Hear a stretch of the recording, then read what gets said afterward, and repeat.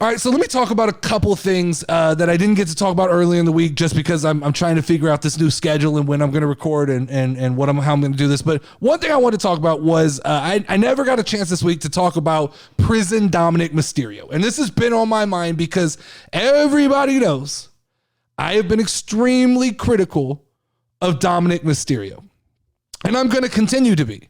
I'm not done with that. So Prison Dom came out this week and he cut his promo.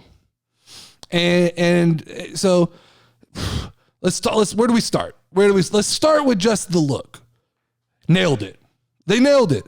100%. When this first happened, when his music hit and he walks out and the presentation and the package, I said, they nailed it. This is it. They finally figured out what to do with Dominik. And he comes out and he enters the ring and he sits down and he's let me tell you guys about my time in prison. And once he starts talking, I go, oh, this is still Dominik Mysterio. There's something about him. He does not resonate. He cannot get, no matter how hard he tries, he can't take me away from this idea that he's still just Dominik Mysterio. I can't see him in the character he's trying to play. And I get that this is a comedic role, and there's parts of it that are working real effectively, and then there's parts of it that I go, if he could just fucking commit a little bit, this would be perfect. This would be the best thing in professional wrestling. And I understand why there's a certain amount of people who don't look that deep into it who are completely loving this, and that's cool. I'm glad. I want Dominik Mysterio to get over. I want Dominik Mysterio. I'm waiting for the time that everybody comes back and says, I told you so. I'm always rooting for the wrestler to overcome whatever criticism I'm placing in front of them. I'm always rooting for Darby Allin to come back and prove me wrong. I'm not wishing negative. I'm just trying to be objective. Same with Dominik Mysterio. I'm being objective when I talk about him, but I hope that he proves me wrong. I hope he continues to get better. I hope he is developing a character that he really can get behind and get into, because the elements are there. WWE has laid out the groundwork for a character that can really, really work for Dominik Mysterio. A few tweaks I'd like to make are he needs new ring gear. The fucking button-up shirt should be his ring gear. The bandana should be his ring gear. He should look like Eddie Guerrero. That's who he should look like. He should take on that persona. Instead of kind of playing the character, and then when he gets into the ring, he looks like the old Dominik Mysterio. There are parts of this that I really enjoyed, but I still can't. I'm not 100% sold on the idea that this is going to work. Now, do I like the idea of the Judgment Day kind of finding balance and taking shape as something that's being a little more structured? I do, because I think that whether it was on purpose or by accident, the group is starting to take form in the sense of, I think, as always should have been, Finn Balor is the leader of the Judgment Day. And from here on out, it should be portrayed that way. Stop with the ambiguous, this is just a group of 4 superstars. Finn Balor is the most established. He's the most well-recognized. He has the most accomplishments. He is the leader of the group. Damian Priest should be presented as the muscle of the group, which I think they're starting to do a little bit. I think that could be an effective Rhea Ripley, the wild card of the group. We don't know what she's going to do. She might go off and fight for the women's title. She might one day pop up and go after Austin Theory in the United States Championship. The wild card, I like it. And Dominik Mysterio is the comic relief of the group. And if they continue to push it in that direction, it can be effective. And if Dominik Mysterio can commit to this role and let go, it almost looked like he wanted to laugh as he was saying things. And I think if he can kind of get behind the joke, and if he can play the joke in a way that it's like him not knowing that he's being funny, it looked like Dominik knew this was funny. If he could play naive to the idea that he knows it's funny, this can fucking, he can be one of the big, he could get on the level of like a Santino Marella, of one of those gimmicks that are comedic, but that just transcend even the serious people on the roster. So I'm with it, and I've been critical, but I still, we're not there yet.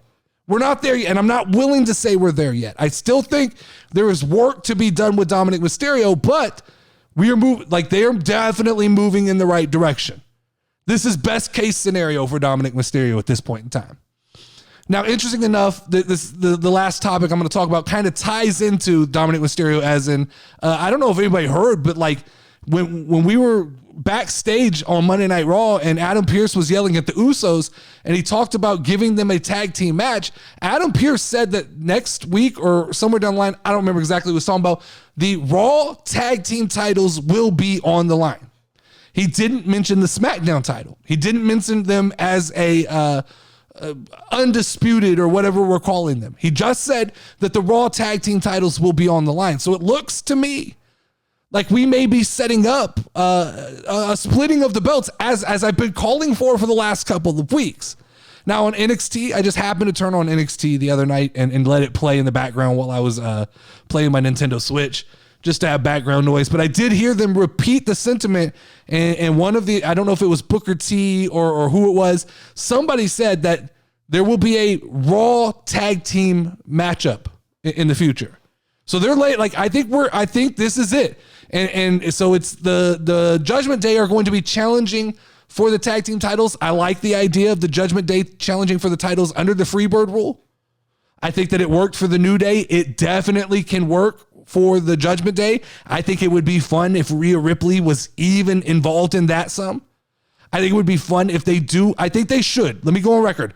I think they should win the Raw tag team titles. I think they should. And I think the way you book this to protect the Usos is when this matchup happens, the Usos should be put up against like insurmountable odds, right? Like every tag team from the Raw tag team division needs to, in some form or fashion, get involved and cause problems in this match. The Alpha Academy, the Street Profits, everybody needs to come out and kind of get involved and cause problems and cause the Judgment Day to win these tag team titles so that there can be titles on Raw, because this has held Raw hostage for the last 6 months. This has been a problem. The Usos having both belts has while it's been great for the Usos and great for the Bloodline, it has held every other tag team in WWE hostage and made booking just like almost impossible. And I feel for Triple H on that, because what do you really do? We can't blow up the momentum of the Bloodline when we're fucking 2 months away from WrestleMania, but we also have to be able to book some of these other teams into meaningful situations. And so I think the way you do this is you book the Usos just in an unwinnable fashion. Just like every possible thing that can happen happens. And the Judgment Day win the Raw tag team titles and they can defend them under the Freebird rule. And it will make Raw incredibly more special.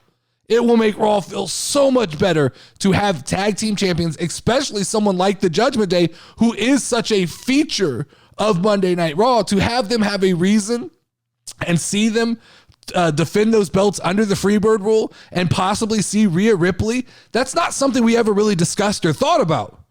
Was Rhea Ripley actually, we thought, well, we've had like China go after the Intercontinental Championship. We've had women wrestlers win men's belts, but I've never really considered the idea of like Rhea Ripley being in the tag team in a Freebird style and being part of the Judgment Day as tag team champions. I never really expected that.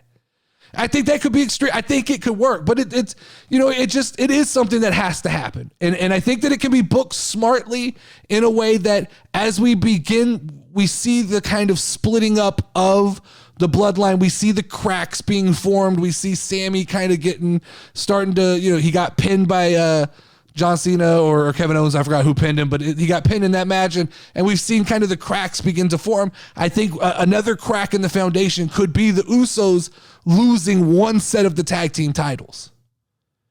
And so then you can move forward in a way on Monday Night Raw where it's a little closer to business as usual. I mean, because right now Monday Night Raw has nothing.